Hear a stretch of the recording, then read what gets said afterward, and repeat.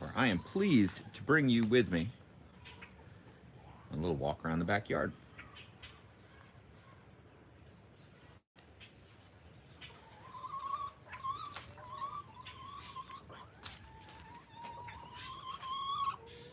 Our little chickies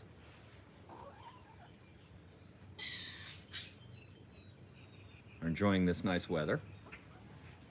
If you're new to the channel, please subscribe. If not,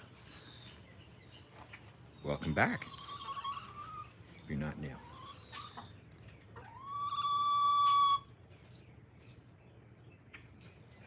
Had a nice surf this morning. Little 3-foot waves coming in. We've had waves here for the last, I don't know, a couple of weeks, pretty much every day, which is nice.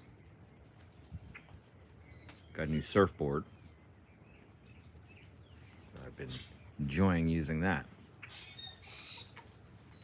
Now, if the live stream cuts out, just hang on, I'll come back. I've got it on the connected to the cell phone tower right now, but I could always go to the local Wi-Fi. It's just such a nice afternoon. You see how those chickens just kind of showed up, said hi, and then went about once they knew they weren't getting any treats. But this really feels like the beginning of the growing season for me. It always does about this time of year in Florida. Once we get into March, the threat of any kind of cold weather is totally over here. That's for sure. So now's the time. Now is the time to be planting, to be growing, to be preparing for what comes next, which is the hot, hot summer.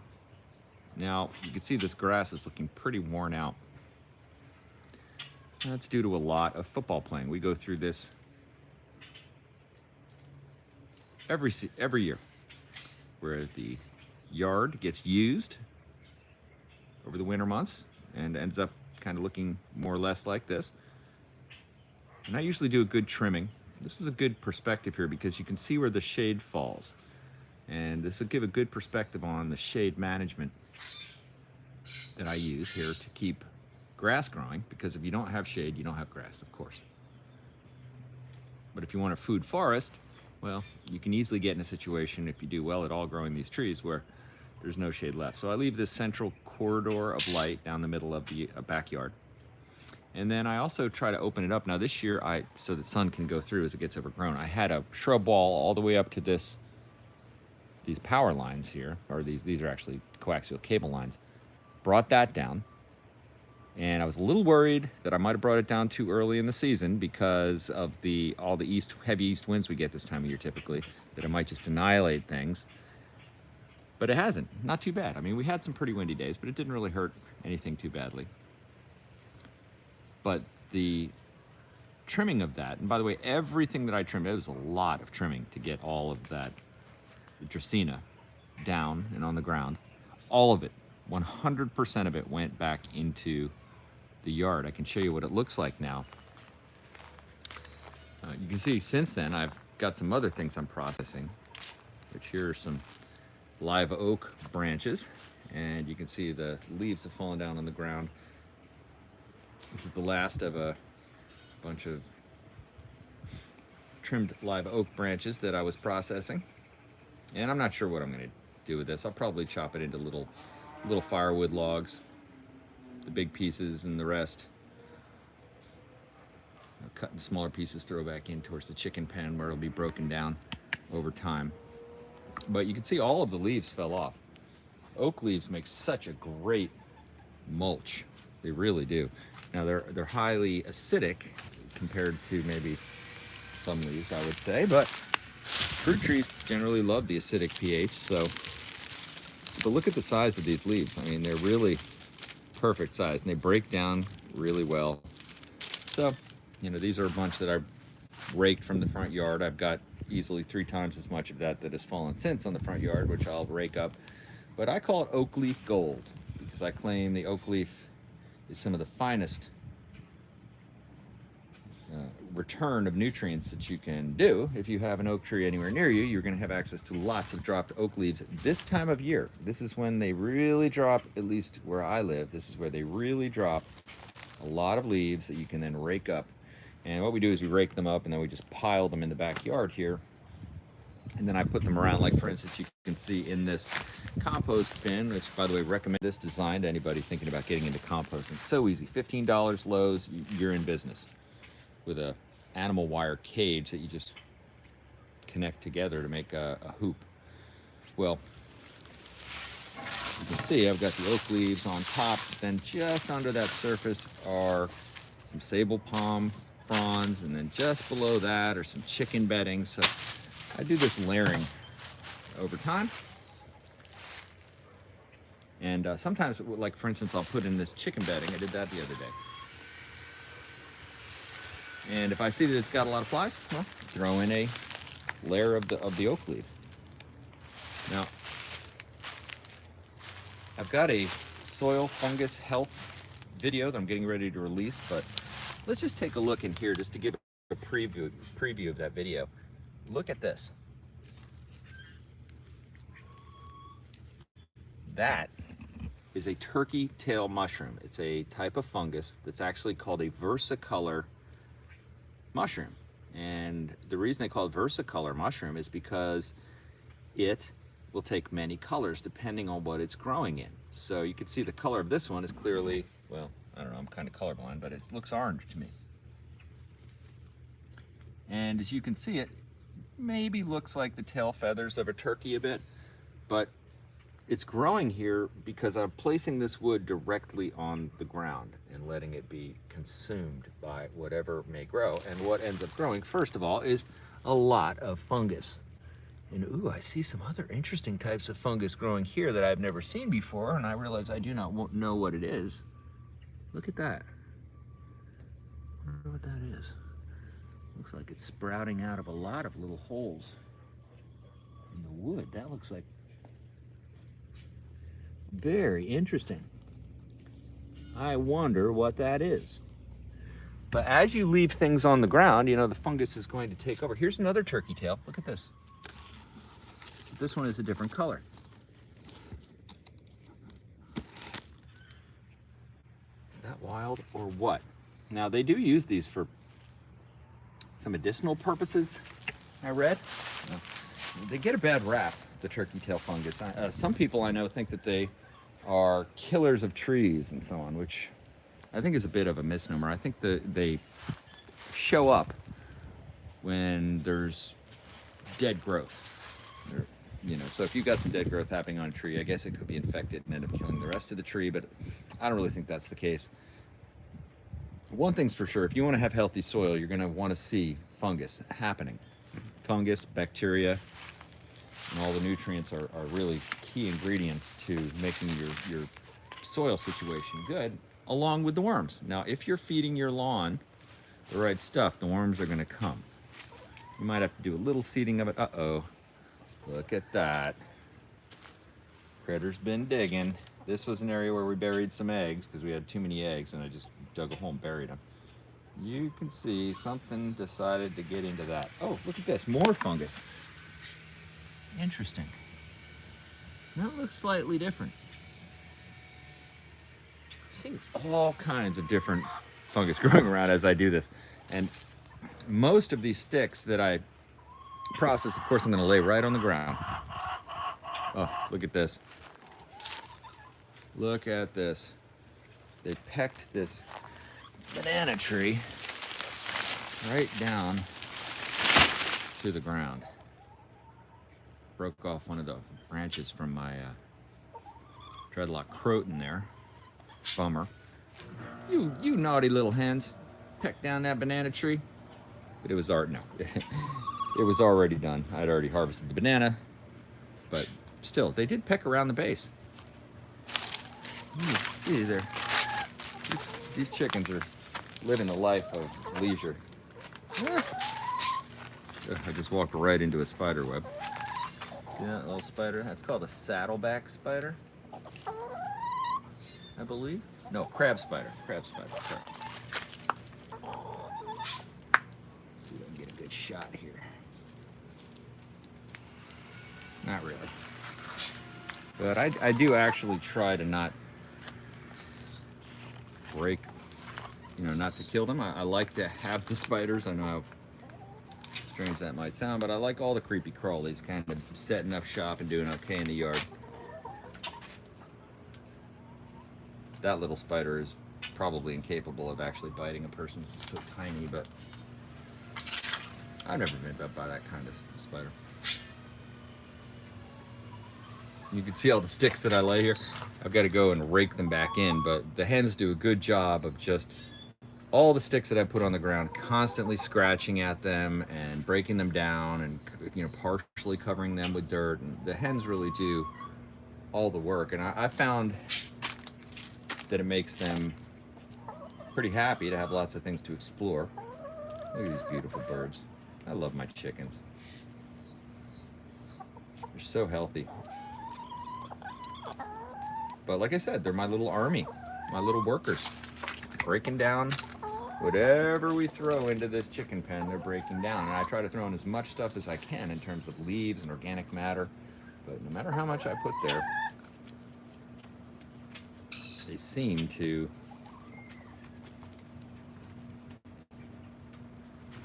be happy to break it down. Sorry, I was just looking to see if I received any chats yet. But what a beautiful, beautiful Saturday this is. I think we're going to go back down to the beach. Daughter and wife went out to the store, but we might go back down to the beach. What a fantastic afternoon. Look at this. This is a type, I got a cutting off a giant ginger plant one time years and years ago. I mean, like 15 years ago. And this has been growing here ever since. And now it is really getting rather large.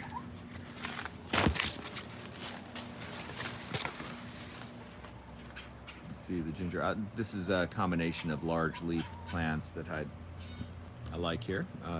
All these plants get kind of burned a little bit by the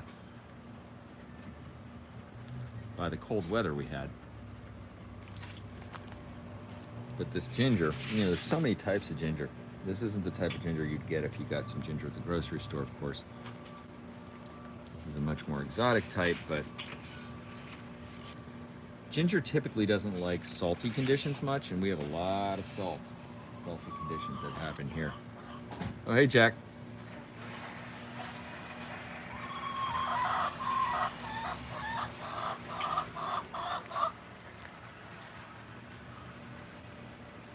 There he goes.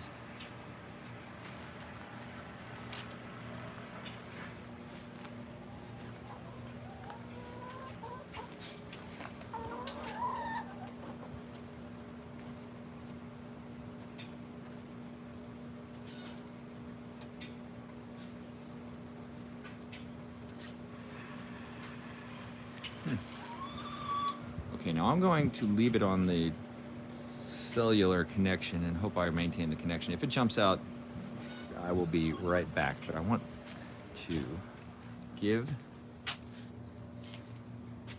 rabbits some free range time.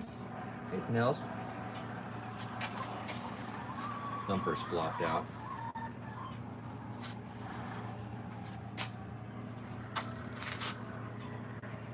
Okay.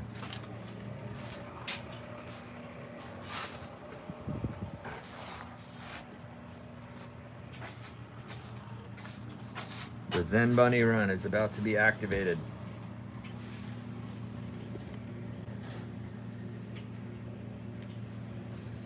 I have to put the phone down while I pick up the rabbit.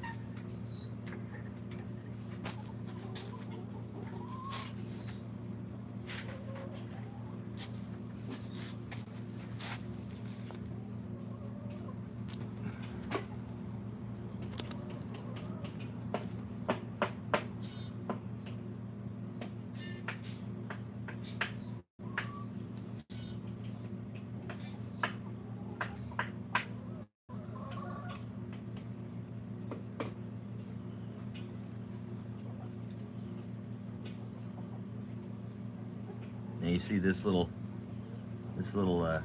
Tupperware or plastic container. We've got it upside down. They've dug a hole under, so now they can go up and be in a little hidey hole. She loves that.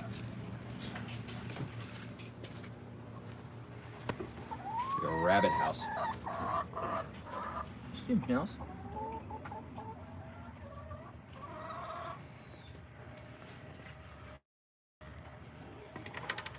She can do all the things that a rabbit loves to do. Okay, he cut out there for a moment.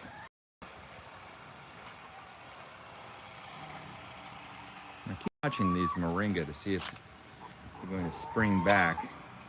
They did not like the cold weather, and I wonder if it's not going to make it. Seems as if maybe the cold did kill it. Surprised by that, but this was probably not an ideal location. You see, I planted a couple of these Song of India Dracaenas here. It's more of a solid bet. Hey, little chickens. What you doing?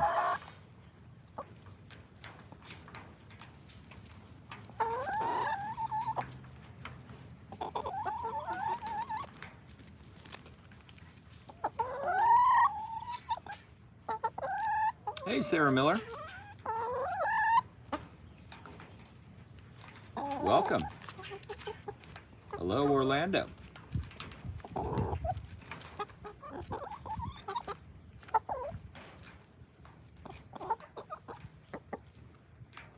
just think it is fascinating to watch these chickens. Now, these chickens, if you're not new to the channel, you know these chickens produce a lot of eggs. Each one of these chickens is good for 1 egg a day. Pretty much guaranteed. They produce a lot of eggs.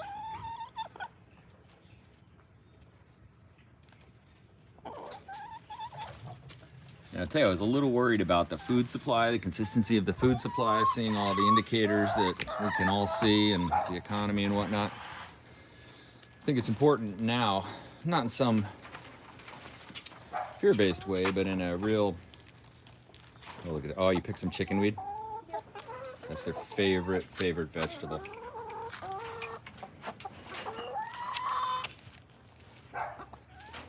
But I was a little concerned about the food supply situation, and now having these chickens, I've realized that chickens solve that problem pretty fast. They will eat, you see how they just ate those weeds up that grow wild everywhere. They'll eat every bit of food scraps we have. They can really have a large part of their diet be just food waste, compost, organic matter. They'll eat just about anything. David the Good says he smashes up his eggs, and they'll even eat those. So, which makes perfect sense. One of the things you can feed chickens is their own eggs, cooked up and scrambled, like, and you just feed it back to them, like, they love it. It's actually very good for them. I think commercial chicken farmers do that to, you know, it's got everything that they need, that a chicken needs in an egg, so it really is the perfect thing. Hey, Treasure Outdoors, good to see you. Happy Saturday. Everything's going well over in your part of Florida.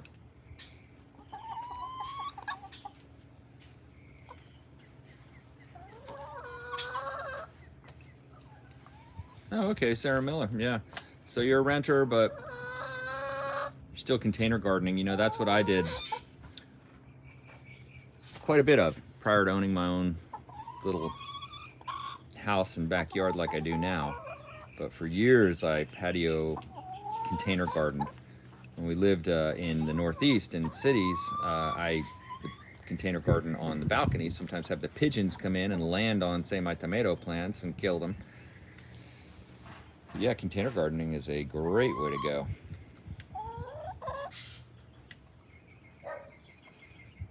Yeah, in terms of growing herbs, I haven't had incredible success growing them here because many of the herbs are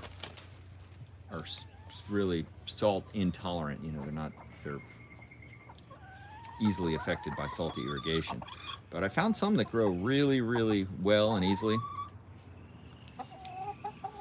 Also, let's see, what would I say is one of the #1 herbs to grow in a container? I think something like dill. Certainly good. Oh, look at that chicken. Hey, James Tropicals. Great to see you. Got a moderator on the stream. Hello, Shari Hajari. Happy to have you on the streams. Treasure Outdoor says the mulberry is starting to push growth again. Always a beautiful sign to see the deciduous come back to life. I do absolutely agree with that one. Look at that cute little chicken. These little golden sex links chickens are just so content being held. The barred rocks are not necessarily that way. Now, what kind of mulberries do you have now? I know, Treasure Outdoors, I know you have the everbearing. Particularly, by the way, everybody on the stream, go check out Treasure Outdoors channel. It's awesome. It's an adventure channel, I would say. But I particularly liked I like your the baby duck video that you did, and also look at Penelope biting the broom. So cute. And then the propagating the mulberries, where it looked like you grew about dozens of mulberries. But I'm curious what kinds you have. I have 2 kinds now, and I want to have 3 kinds. Look at that. It's such a cute rabbit. See, we just placed these mango branches. I just will put them in holes that the rabbits have dug and so on, and they love to go and interact with them. Oh, you should do it, Treasure Outdoors. A garden dedicated channel. Yeah, your setup you've got over there is looks like you got a good setup. I mean, where you could, you already got a lot of interesting things growing.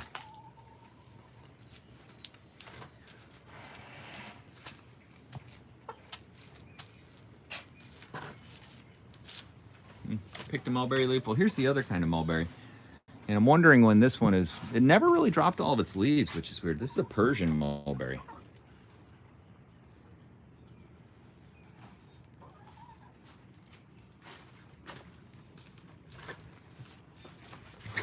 I can see that the buds are starting to get a little bit more plump. So I'm thinking they're gonna burst forward here, but I'm waiting for that one. The everbearing though,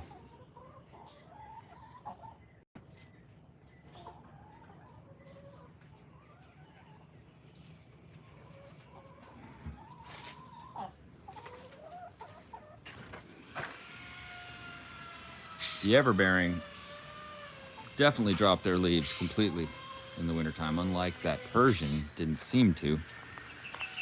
I planted them around quite a bit, though, the everbearing, meaning I've really expanded them this year.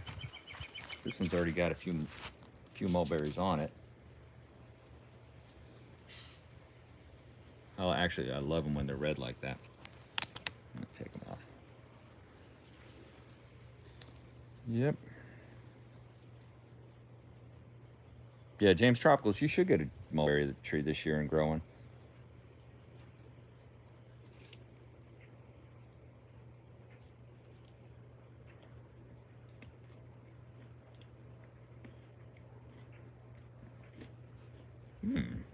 Yes. Multi-layered, they say.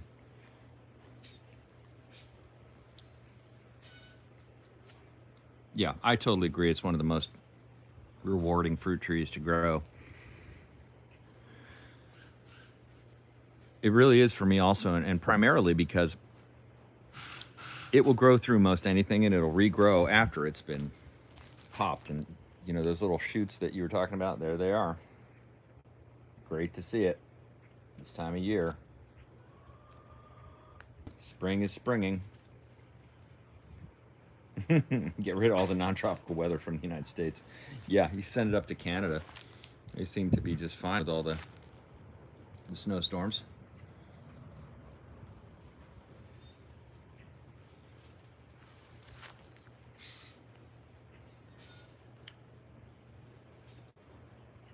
Yeah, the springing back from the cold weather thing. Now, we had some cold weather and it definitely burned the delicate things. This is one of the delicate things. You see, that's all frost damage, even though it didn't get freezing. It got frosty and burned these leaves. But the thing is, like the mulberry, it's going to keep growing. It's going to vigorously grow. So even when it can take the hits and keep on rocking. So since then, it has grown several new leaves. And look, no burns. That's the telltale sign. They always seem to get burned right on the edge here. New growth, vigorously shooting out. So my new Cavendish banana grove is doing exactly what I thought it would do, which is be perfect for this area. And look at the Suriname cherry. Another rewarding tree to grow, in my opinion. Look at that. Lots and lots of really, really wonderfully scented flowers.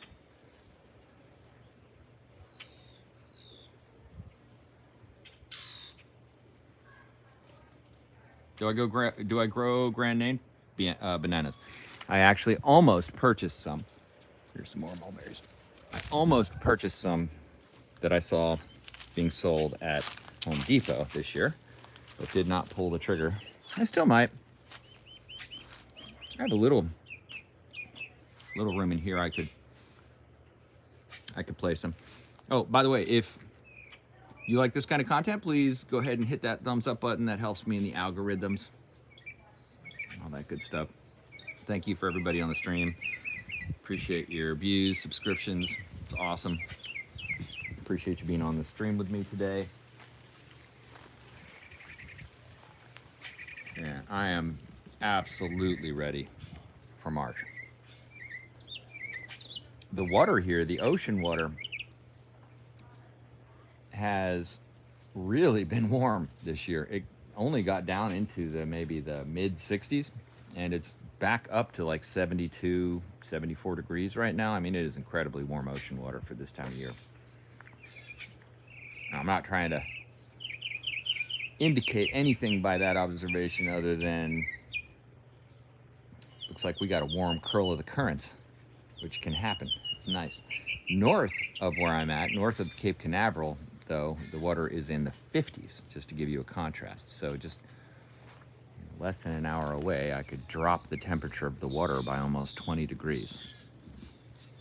So I like the warm water. The main thing for me to watch out for, and I think all of us to watch out for this time of year as we get into return of heat, is water. Last year I put a big emphasis on making sure I had enough water on my plants and managed that correctly, and it paid off tremendously. But this area is like a frying pan of heat in the summer, and it will dry out so fast. So the way that I try to handle that is by watering it with I got a rain wand, so I can get way back in. Just I spend time in the evenings over the summer just coming back here and watering everything. But then to be able to retain the water, because if I don't put down something on top of the soil, the water will just be gone. This is absolutely just like beach sand. Yeah, I bet you Tennessee's hot in the summer. Palm Nation. Yeah, and it's not actually that bad here in terms of heat. It's just that because I'm so close to the ocean, we get a sea breeze. It's just that we'll get long periods of no rain here in the summer. This would be a desert. If you look at this line of latitude around the ocean, around the world, we're right on the same line as just deserts everywhere around the earth. Sahara being one of them. But look at this. This organic matter. These are those Dracaena leaves I told you about. You can see them already getting kind of brown. Here's, look, this is a little piece of a Dracaena limb that I chopped into a small piece. So all this organic stuff, this is a Look at that. Oh, I love to see this. I love this. Yeah, gold. Oak leaves and, oh, that was a dragon's eye fruit leaf. There's banana in here. And, you know, anytime the hens are in here, you can see a little indentation. That's where the hens came back and kind of dug up a... Yeah, that's right. You would be like an Australian if it wasn't for the Gulf. Yeah, these bodies of water influence our weather so much. 102 degrees Fahrenheit in the summer. Whew, that is hot. That is really hot. That makes me want to go jump in the ocean right now and swim.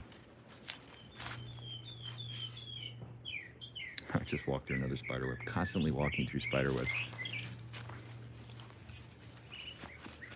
I do actually have another pineapple I need to put out here.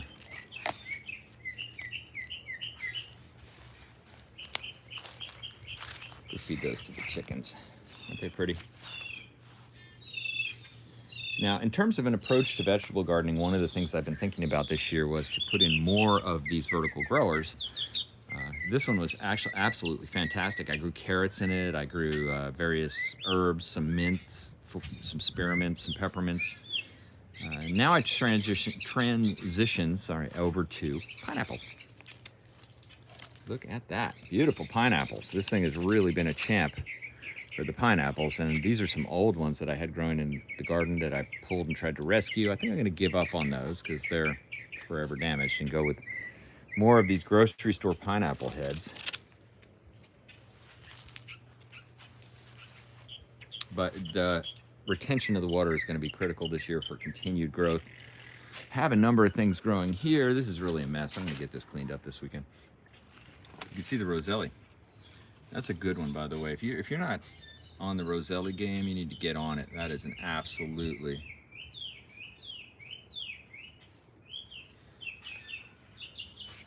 Yeah, you can't have a greenhouse here in the summer without it being an oven.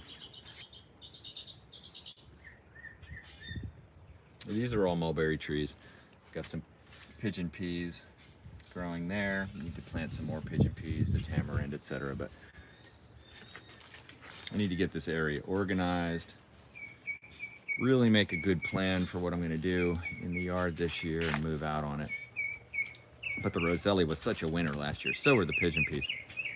My mango trees, they survived the winter. You know, nothing looks that great this time of year. It all kind of looks scraggly, but this is right at the point where everything's going to wake up. Can't wait to show you as it does. Hope you will stay plugged in as we move into the springtime. I have several figs that I'm really, really curious about. What do you... Okay, Gloria J. Hey, welcome on. Appreciate you joining the stream. Gloria J says, what do you feed your bananas? Mine seem to flower late, don't grow fully in the Kissimmee area. Also, I have a white mulberry that refuses to flower fruit. I pruned it heavily, hoping to spur some new growth, but no, it didn't. That's a great question. Yeah, so what do I feed my bananas? I feed my bananas bunny manure. As the primary elixir of all things bountiful in the garden, it is bunny manure.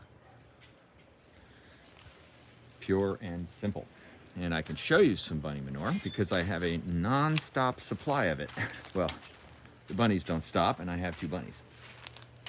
But there you have it. That's some bunny manure. You see, actually, it's getting a little moldy on the top, but I always pretty much have a 5-gallon bucket of bunny manure that I just do this general thing to, which is I'll take the little shovel. Now, the cool thing about the bunny manure is, yeah, got all kinds of flies in it. Yeah, there we go. Look at that, a big shovel. This is the best, and it's got all creepy crawlies and yuck in it. But it is the best fertilizer, folks. This is it. This is what gold looks like. Oh yeah, Gloria, I'll tell you all about the bunnies here in a sec. They're very easy. But yeah, that was all produced just by my sweet little bunnies.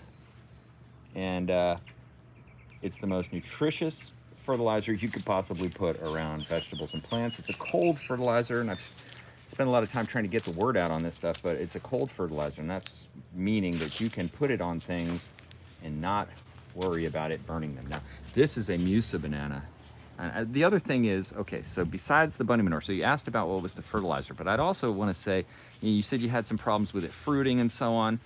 Whatever variety of banana you have, you may also want to bail on it. I would try the bunny manure first or some kind of good manure, but you might want to bail on it and get a better variety. This red Musa is one that has been incredibly big producer for me. So you find a variety that is known to be a good producer, and it might take some experimentation, but look what I did. There we go. Now, this big old chunk. Now the other thing is, since it's a cold fertilizer, you see how this big chunk of it, you don't really have to sweat it. It's not going to burn your plant. What it's going to do is every bit of it is going to fall, is going to water down into the ground, and that'll bring in worms like you wouldn't believe it. As long as you keep it wet and you provide them with bunny manure, fertilizer, animal manure, you will see the worms. The worms are going to start loosening up your soil. They're going to poop in the soil, the worm castings, which is going to promote all kinds of other things to grow in your soil. So really, to me, that's the solution to having not just production of bananas, but having production of any fruit. You know, they need the macronutrients. They also need the micronutrients, but they need the macronutrients first. Now, for the micronutrients, that's the other part of answering this question in a very long-winded way. It was just a great question. For the micronutrients, I use a thing called dynamite, which is like a micronutrients plant fertilizer granular thing. You get it for like $8 at Lowe's or any of these places. You can get it online. I think I got a link down in the description. But anyway, the point is you get that stuff, the micronutrients, and for vegetables, and sprinkle that around. So then you've got the whole nutrient spectrum covered. You can also get micronutrients by doing things like biochar, composting, you know, do that as well. But I would, you know, until you have those systems up and running, it takes a little while, I would supplement with the dynamite. Cheap, this works. Look at this. Ooh, nice, my mango tree. All my little baby mango trees, I added 3 mango trees. All of them have been pretty vigorous in growing. They all sprouted flowers, which really was confusing to me, but so did a lot of my mango trees sprouted flowers already and got rotted off, but I didn't sweat it. I was just going to cut off the mangoes if they ended up growing. But what I'm seeing now is shoots. That's what I want to see. You see this 1, 2, 3, 4, 5, 6 different shoots. 7 different shoots getting ready to grow. That's exactly what I want to have happen on this mango tree right here. Hopefully that'll happen there too, which is a lot of growth out this way, because what you don't want in a mango tree is up, up, up. You want to promote, you know, outward growth, much branching, not a lot of wood. So, you know, that's the idea. Now, I saw some other comments go by. I'm not going to miss those. I'm going to go back to those. But, yeah, this little mango tree is also doing okay, but I don't see the new growth. All right, so rabbits. Ah, the rabbits. First of all, the chickens also produce fertilizer, but it's just much harder to use.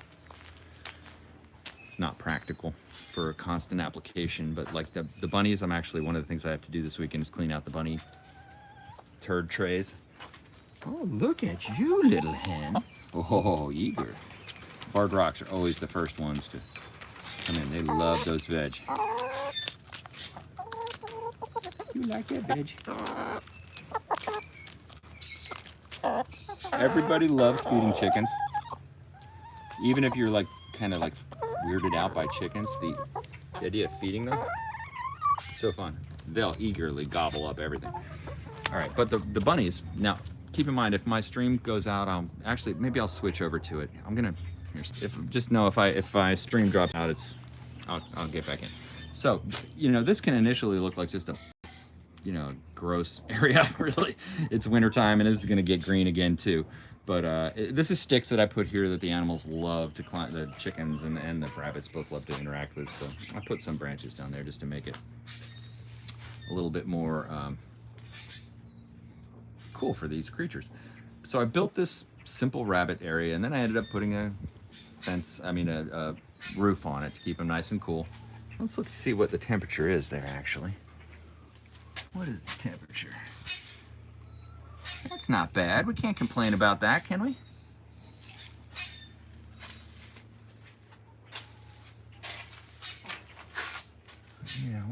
Oh, she's sleeping over there. Yeah, the watering of the bananas, that's the other thing. But that, you know, all these things generally go for all fruit trees, but bananas especially need that water. They need enough water. Oh, look at you, Thumper. This is perhaps the world's most adorable rabbit, or at least the most adorable one I've ever known. Look at you, Thumpy. Look at you. They're so gentle. They get so much exercise and tasty food and petting and playtime that they're just wonderful pets. All right, so I have 2 rabbits. You had the question, is it easy to care for them? It is very, very, very easy to care for them. Now, I built this whole little rabbit run and so on because we wanted them to be, pets also. And we also picked a variety that is just, picked for super cuteness, even though it's small. These are Lionhead Rabbits that are about the softest things you've ever touched. And interesting thing is you can open the cage. They won't jump out, which is weird. They just they don't jump out. We tend to open up their cage doors. Hurricane Eat Your Backyard warning. Yeah, and these guys produce a crazy amount of rabbit manure. Now, look at it all. This is 2 weeks of rabbit manure. Now, the reason you can leave it like this is because it has really almost no smell. That goes towards letting you know how easy it is to have rabbits. They're not noisy animals. They don't smell.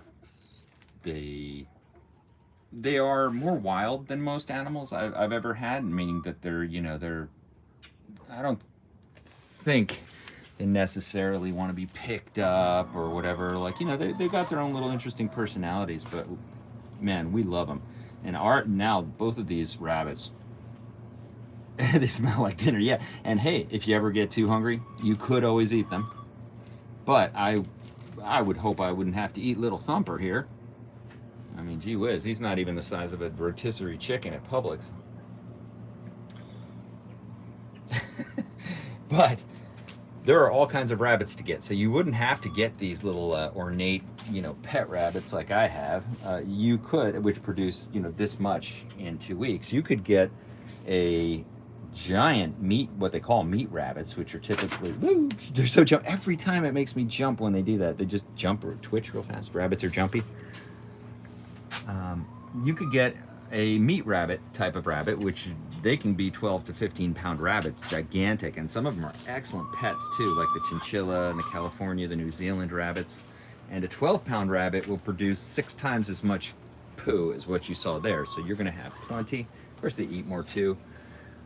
Oh, look at Penelope. She found a comfortable spot to wedge herself. See her body? Part of it's laying up against it. It's so funny. Yeah, they really are. They're jumpy. If you just kind of poke them in the butt, they'll generally just jump. But that's what a happy rabbit looks like. Just, paws in the dirt. Just relaxing. That's a sweet little female Lionhead Rabbit. She's about probably maybe 3 pounds. She's so sweet. I mean, she'll let you hold her for an hour. It's incredible. And she's as soft as the softest thing you've ever touched. And they produce this fertilizer, which is the key. Now, I could lose the chickens, meaning it wouldn't be a good thing, but it wouldn't hurt the trees in my yard. It would hurt my ability to eat eggs. But I could not lose the rabbits. The rabbits are indispensable, meaning I'll always have rabbits. I could see myself having rabbits as a 90-year-old in my yard. It's just the essential system. Really is for your yard to be able to produce food. You'll hear me talk about David the Good a lot because I have so much respect for what that dude does. You got to have the animal component in your yard, in your life, or you're not going to be able to do the permaculture thing, in my opinion. You got to somehow get the animal product into the yard. Oh, that's another great question, Gloria J. Is the heat too much for them? Yeah, we were concerned about that too. That's why you see this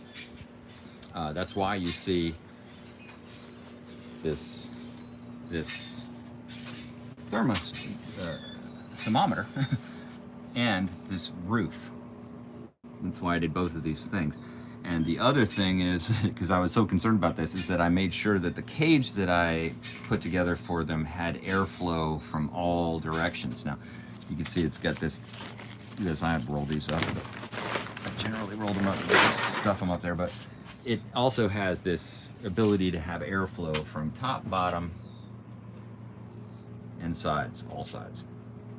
All right, that being said, yeah, it still gets hot. Okay, so when it's 92 degrees, which it gets 92 to 94 here very frequently in the summer, almost every day. Some days the wind is stagnant and it gets to be 92 degrees and it's hot under here too. And what we do in those days is they're fine. They've never, looked like they're sick or hurt in any way, but we make sure that we bring in bowls of ice cubes. So like in the summer when it gets crazy hot, there's always typically a bowl of ice cubes out here with them. Don't know if you need to do that, but like for us, I don't know, it makes us feel like we're helping those rabbits. And you can just put ice cubes literally on top of the cage or whatever, and they'll go lay on them. But yeah, they hate the hot weather like we do. I think they love it when it's this time of year.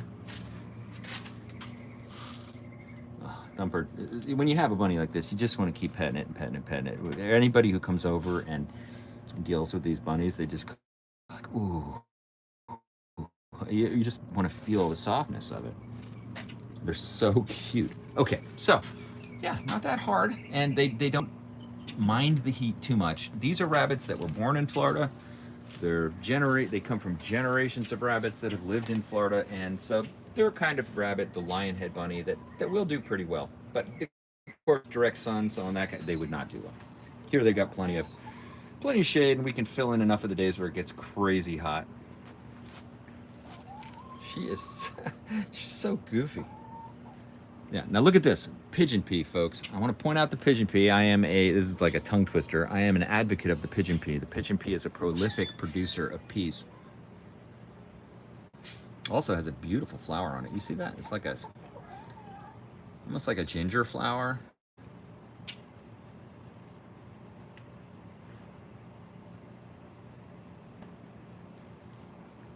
Okay, let me look. Yeah, so get some pigeon peas in your life. These are wrecked by the cold weather, but they're already springing back. It merely irritated the Pigeon Pee. Big producer. As far as I'm concerned, you want to have pigeon peas in your life. Some people are like anti-bean. I get that too. You gotta do what you gotta do. For me, I'm pro-bean. They'll say like don't eat soybeans, there's estrogen and all that kind of stuff, but I think as long as you don't eat too much of it. But I love it. These pigeon peas are super high in protein.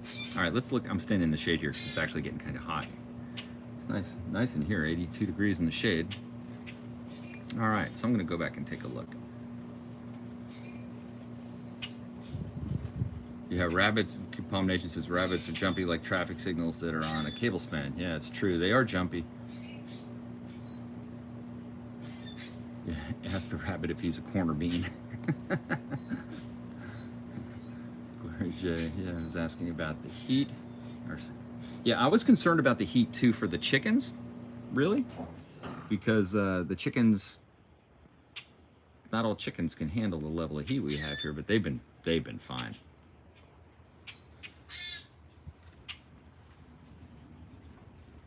Yeah, so Palm Nation says usually when it gets above 100 degrees Fahrenheit here, heat index gets in the 130s, it's lethal. And his job is outdoors. Yeah, that's brutal. Hydrate, right? Earthling Drew, welcome to the stream. Thank you. I saw one of my neighbors has a mobile rabbit cage in his front yard, pasture-raised rabbits. I guess you could say. Yeah, that's epic. So he's got a rabbit tractor. They call him a rabbit tractor, I think, where you I think David the Good built one. Again, back to the David the Good thing. And by the way, I want to say that if you want to support the channel, I do not expect you to do anything other than watch the videos and tell me what you think if you want to. But I don't even expect that. I don't expect anything. But if you want to support the channel, you could always do a super chat.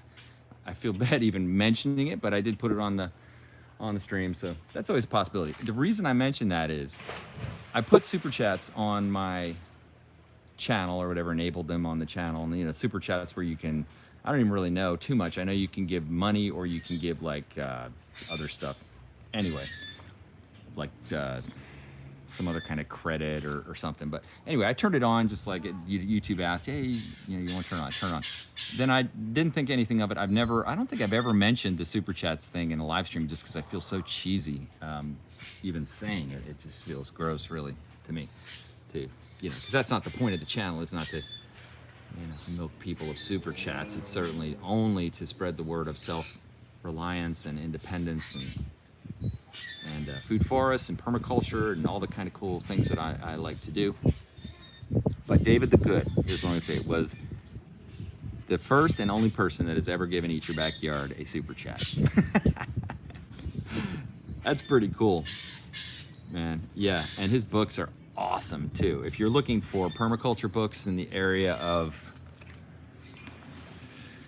pragmatic approach to getting maximum joy and production out of what you're doing, I'm going to recommend DTG, David the Good, every time, without a doubt. There's so many cool like permaculture homesteading YouTube channels. I love it, love it, love it.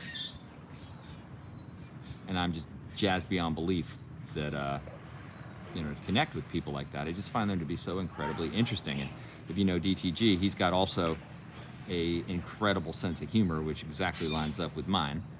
Just kind of sarcastic, I guess, in a way. And yeah, love that. Oh, by the way, if you haven't seen his hoe video, you gotta watch it. It's hilarious, and it made me want to go buy an antique hoe. Watch the video, you know what I'm saying. Get yourself a solid hoe. All right. I got myself a pitchfork, among all things. That was that thing you saw laying in the compost bin. I bought a pitchfork. That was largely motivated by the hoe video. Okay, gonna go back to the comments. Has anybody else been watching the any of the live streams that are happening with this truck convoy heading across the country? There's, I guess, several of them. Soybeans create Chinese man-woman people, says Palm Nation. Well, wow. Yeah, that's what they said. The estrogen part, like, yeah, that there's some kind of female hormone in it or something. I don't know. Gloria J, grow your own protein. Pigeon peas for the win. That's right. That's right. Oh my goodness gracious. Gloria J just gave me a super chat. Gloria J, you just gave me the goosebumps. Holy mackerel. Okay. I appreciate you greatly for that. I'm actually, I don't exactly know what to say other than I'm intensely grateful for the super chat. I'm honored by it. Gloria says, I followed DTG for years. He cracks me up. Yeah, absolutely. He is amazing. Really been a big influence on me. Doing this channel is a good example of kind of like what is possible in terms of just enjoying the YouTube experience. Like, lighten up, just be yourself, make it fun if you can, but don't take it too seriously. I love that. Earthling Drew, love David the Good, has epic books. Yes, here, for sure. For sure. And Earthling Drew also says, same here, I want to get a scythe. Yeah. You're my kind of guy. Person. A scythe. And I kind of leave my tools just laying out. Like, for me, I got to have a post hole digger. And I'm probably going to leave that post hole digger kind of laying out and give it that fine patina. But you got to have the right tools. And you don't really need that many tools, but here, of course, the earth is trying to reclaim anything made out of metal, so things that are galvanized last a little longer, like this pan. But things which are metal always turn to this, and I mean in like no time at all. So I try to be a little bit careful and get this stuff in, but typically I end up leaving them out.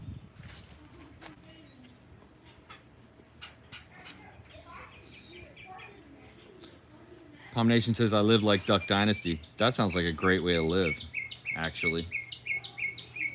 I think the Duck Dynasty people look pretty happy. But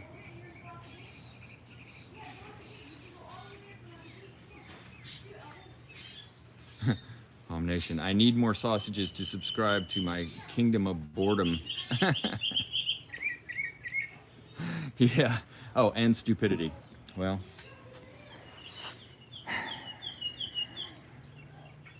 yeah. Keep hoping to keep hope alive.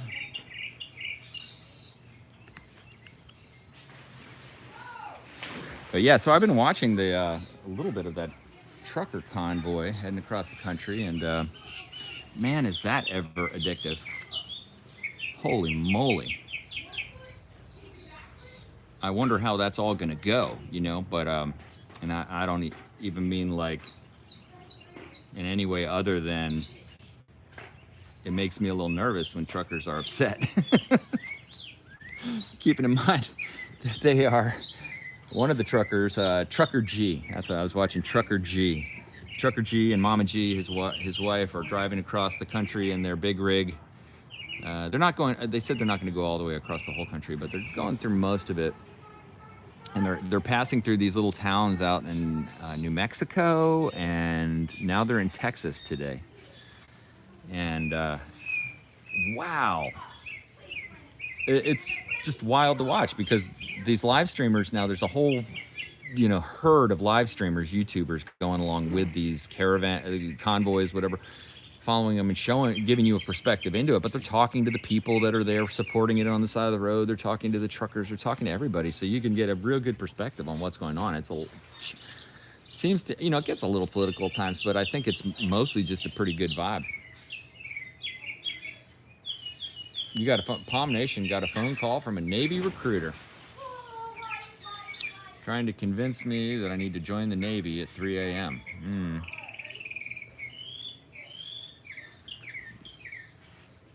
Yeah, well, consider carefully. Consider carefully what you sign up for there.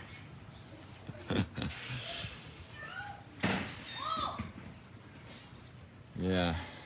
Talk to somebody who's in the Navy now, would be my advice. Get that perspective prior. Gloria J says, yikes, the gas is almost $4 a gallon. It has to be expensive. Yeah.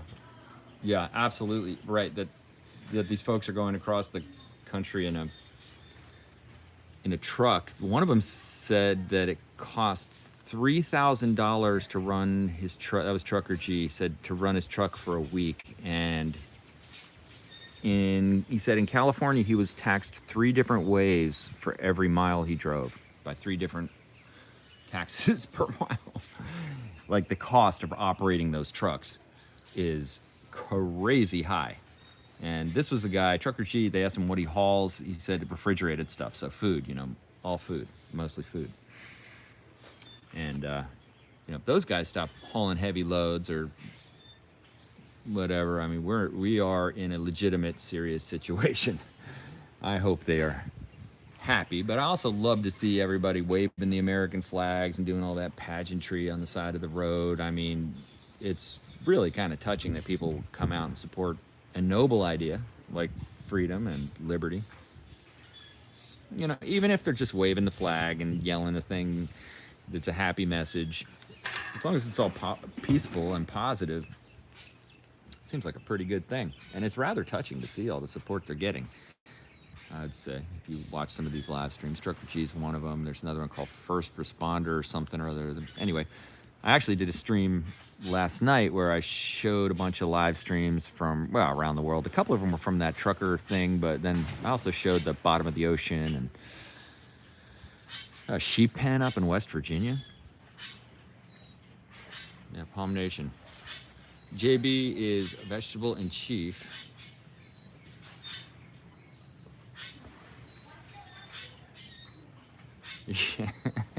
Yeah. I don't think we're going to get much, I don't look for much hope in the political situation. I just don't see the hope there. And like, I get endlessly criticized, but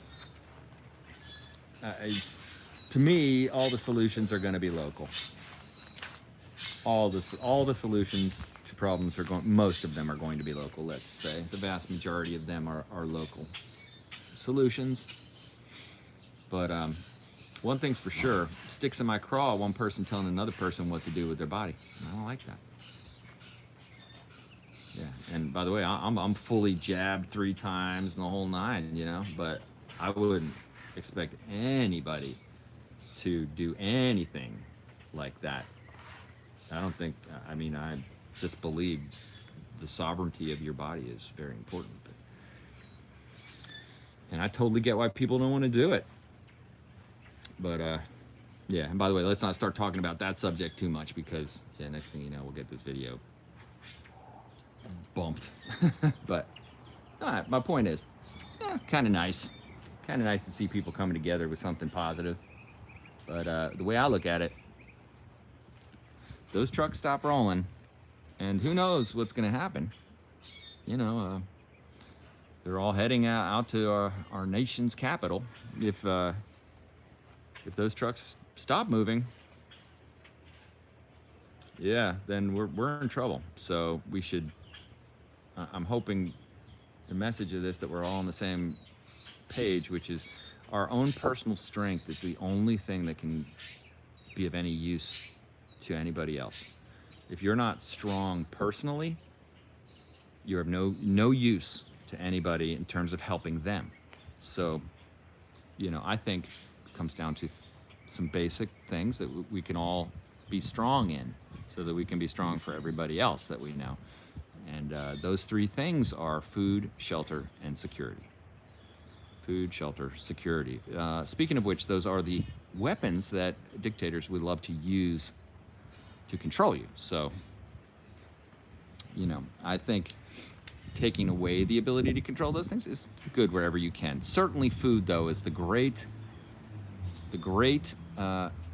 key to all equations of existence, right? Because without food, you cannot survive. So many times over human history, people have been starving. And I would claim, maybe if you look back over human history, you would find more starvation than you would find plenty. I think that's probably pretty obvious, that food was not always plentiful, but that we were always concerned with getting it. And having it meant control. Certainly control of yourself to some extent, if you could guarantee that you had a supply of food coming in to some reasonable extent. Well, this, you know, disconnecting from our local food systems, from local ways of producing food in our lives, disconnecting from our ability to generate, to help facilitate the creation of life in the form of vegetables and bunnies and everything else. To me, that's been profoundly useful. It's been profoundly calming. And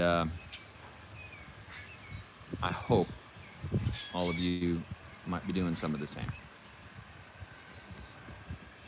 But yeah, anyway, that's my thought. I might do another live stream later on. I've been playing around with OBS. You know, OBS is the streaming software you use to connect when you're streaming from your computer, let's say, and there's all kinds of things you can do in OBS. You see some of the live streams where they have like the comments on the screen and they have all kinds of things happening on the screen during live streams. A lot of that stuff is done in OBS, but it's done through code that you put into the OBS tool. Like for each one of the things you would put into your stream, you can also add lines of code to make it do special things, like to change the font, to do remove the background, to whatever. There's so many things. So I figured out last night how to ingest videos on multiple screens on my stream, like I've been seeing people do with these trucker convoys. And well, I played around with it a little bit last time. You want to check that video out? Let me know what you think of it. But long story short, I may start playing around with some different streaming formats. I was thinking of maybe streaming a little bit in the evening on a regular basis on, you know, very topical, like have a series of topics that I'm interested in, do the research, and then make the stream, you know, about basically presenting, you know, what I learned.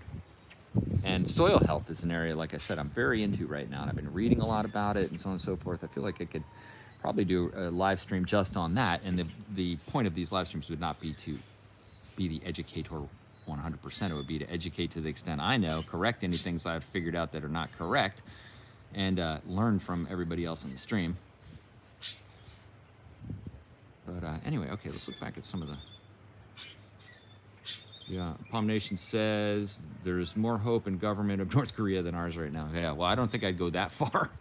But yeah, I certainly am not a fan of North Korea's approach to government at all. Yeah, Gloria J says get food in the ground and protect yourself. LaFrance says Palm Nation is your #1 fan. Oh, thank you, LaFrance. I think, yes, he's certainly... Yeah, I think he is maybe my #1 fan.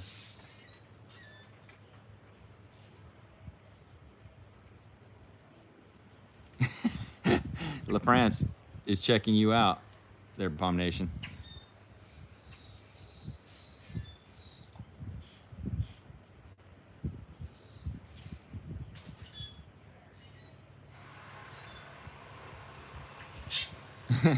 Terrible sable palm. LaFrance, you are speaking harsh words on the sable palm. You know, there are people who are very sable-centric. I knew people around here that said that back in the 70s and so on, they could get money for selling sable palm seeds. You'd sell sable palm seeds because of some medicinal quality of the sable palm seed, but now you can't do that or whatever. But I thought that was kind of interesting.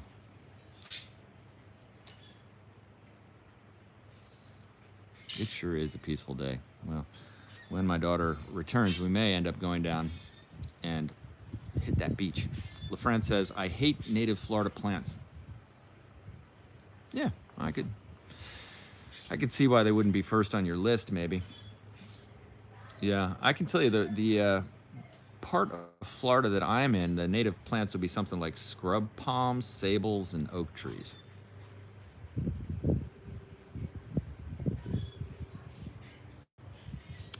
Gloria J says, thanks for sharing your beautiful food for us. Back to the garden. Take care, y'all.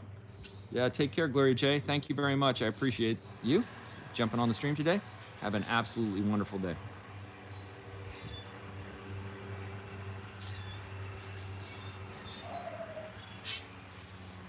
Yeah, so the live stream, improving the live streaming, playing around with new types of things in the live streaming, these are areas that interest me, certainly. I did a couple of like podcasts where I interviewed people I was interested in, just called them up, and I realized that a lot of people will just talk to you. You just call them up and they'll jump on. But I interviewed a longboarder, famous longboarder up in New England that I was interested in meeting, and that was pretty cool.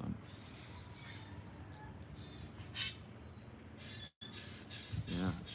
Earthling Drew says that, well, he loves beautyberry and greenbrier. Fort Lauderdale native plants, says LaFrance, it's just pine trees and low shrubs. Yeah. The tips of the greenbrier shoots are like asparagus, says Earthling Drew. That's interesting. Sounds great. Love asparagus. And I can tell just walking around this backyard that this whole yard is getting ready to pop.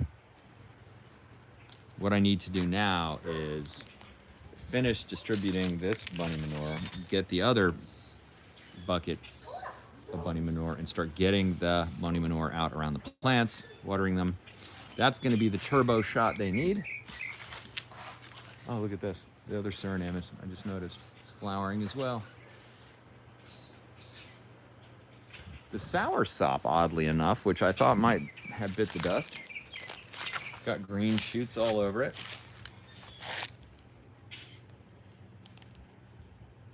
Encouraged to see that. You know, I went with a number of new plants, and the problem with doing that is that you can fail a number of times in a row. So I distribute them throughout the yard. I try different things, and this one, it worked out. One died, one lived. This one I thought might be dying. The cold weather hit the Soursop hard, the remaining one, but it's gone back, green shoots. This is a cherimoya, custard apple, I believe they call it. And it lost all of its leaves. I've never grown one. I Didn't know if it was deciduous or not. Well, it's got the little green shoots on it too. All of these are little green shoots. Yeah, so yeah, LaFrance ordered a Soursop. I have found with Soursop, in my observation, that it is not okay with salt at all. The salt absolutely killed one of them.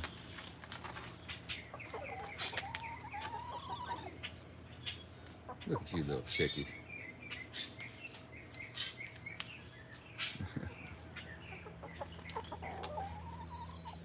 They're so peaceful this time of day. I love that the only time the chickens really make any noise is when they lay an egg. Oh wow, be careful. LaFrance says, be careful if you eat too many, it can cause neurotoxicity. Wow. That's the last thing I need is more neurotoxicity. You used to make tea from the leaves. Oh wow. Interesting. We'll give that a try.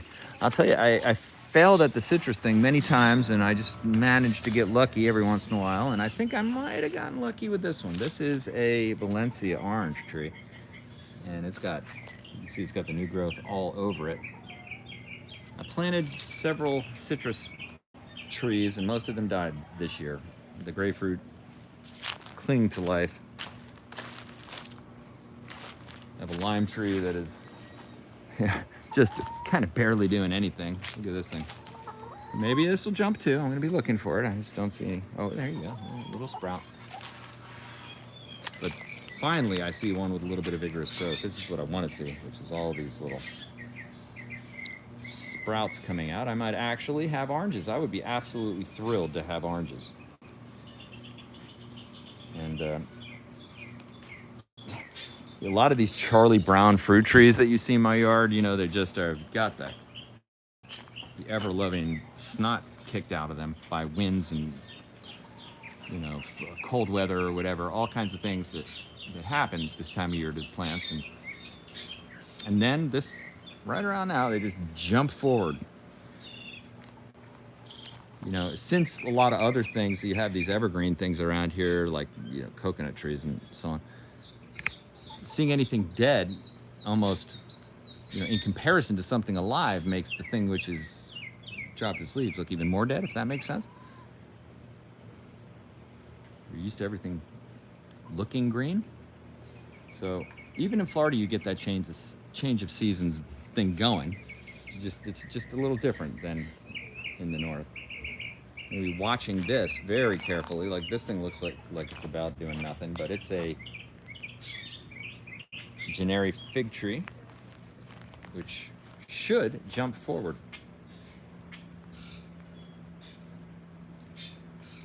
Should jump forward. Well, okay, I think we're going to jump into phase 2 of the day. Thanks for being on the stream with me. I appreciate it. Thanks to Gloria J for the generous super chat. Greatly appreciated. Have a terrific day. May every step you make lead you closer to the absolute joy and prosperity you desire. Thanks for watching. Eat your backyard.